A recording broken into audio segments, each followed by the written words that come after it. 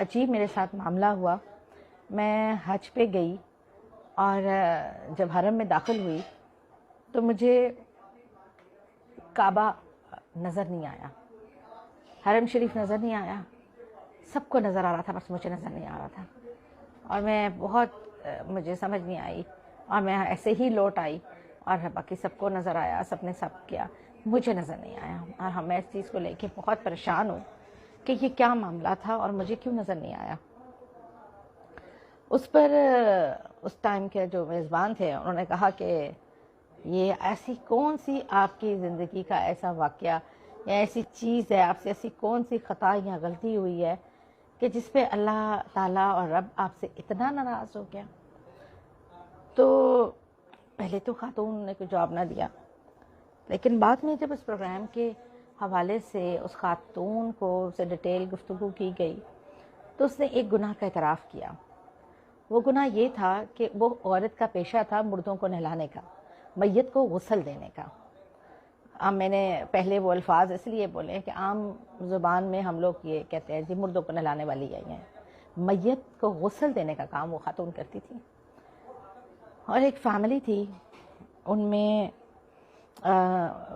بھائی اکٹھے رہتے تھے. ایک بھائی اور بھابھی کا انتقال ہو گیا اچانک, کسی ایکسیڈنٹ میں ہوا, اور ان کے 2 بچے تھے, بیٹا یا بیٹی. تو انہوں نے جب وہ میاں بیوی کا انتقال ہوا, یہ اس خاتون کو غسل دے رہی تھیں, تو انہوں نے کہ جو دوسرے عزیز و اقارب تھے, چچا چچیاں وغیرہ, انہوں نے اس خاتون کو ایک تعویذ دیا اور کہا کہ دوران غسل تم اس خاتون کے منہ میں دبا دینا, جو میت تھی اس کے منہ میں دبا دینا.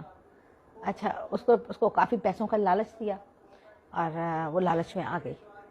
اس نے اس کے منہ میں دبا دیا وہ تعویذ, اور اس کو دفنانے کے بعد کوئی 15-20 دن بھی نہ گزرے تھے کہ وہ جو بچے ہیں ان میں سے بیٹے کی انتقال ہو گیا, اور بیٹی کا انتقال ہو گیا. تو اب ایک بیٹا بچ گیا ان کا. تو انہوں نے پھر ایک تعویذ دیا اور کہا کہ یہ بچی کے منہ میں دبا دینا. تو وہ اس نے پھر پیسے کے لالچ میں یہ کر دیا, اور مہینے کے بعد اس بچے کا بھی انتقال ہو گیا. مطلب ان بچوں کا پورا خاندان ختم ہو گیا, اور اس کے عوض جتنی جائیداد اور دولت تھی اور وہ باقی بھائیوں میں تقسیم ہو گئی. وہ کہتی ہے مجھے نہیں پتا تھا یہ تعویذ کس لیے ہیں, میں نے غربت میں ہوں, میں نے اپنے بچوں کا سوچ کے یہ تعویذ رکھ دی ہے. لیکن جب 1 مہینے بعد بچی اور اس کے بعد بچہ بھی مر گیا تو مجھے اندازہ ہو گیا یہ کوئی تعویذ, یہ کالا علم تھا جس کی بدولت کرنے سے وہ بچی کی بھی جان گئی اور بعد میں بچے کی بھی. تو انہوں نے کتنا گھنونا کام ان سے کرایا. تو یہ سن کر تو وہ جو عالم تھے انہوں نے ان کو کہا کہ یہ اتنا بڑا ظلم اور گناہ آپ کے ہاتھ سے ہو گیا ہے.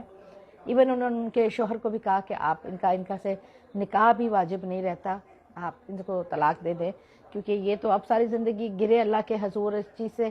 کیونکہ میت کو نہلانا ایک بہت مبارک اور نیکی کا کام ہے.